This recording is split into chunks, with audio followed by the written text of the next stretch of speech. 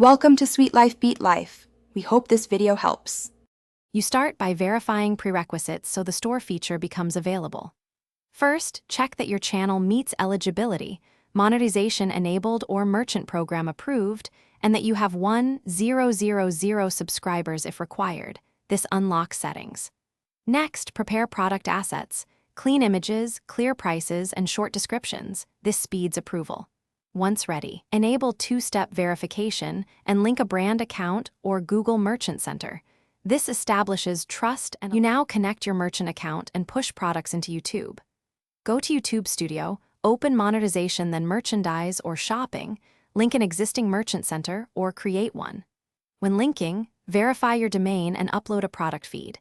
CSV works fine, or set up the API for real-time sync.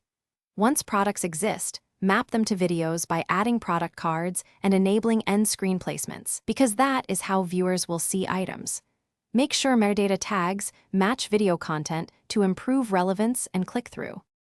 You finish by publishing the store tab and validating the purchase path. In channel customization, add the store shelf to your layout, position it, and save. This makes the store tab visible to viewers. Then test on desktop and mobile. Click products and run a full purchase flow so you catch UX or payment issues. If something fails, check Merchant Center warnings, policy rejection reasons, and region restrictions. These are the most common blockers. If still stuck, re-verify assets, wait for sync, and retry publishing.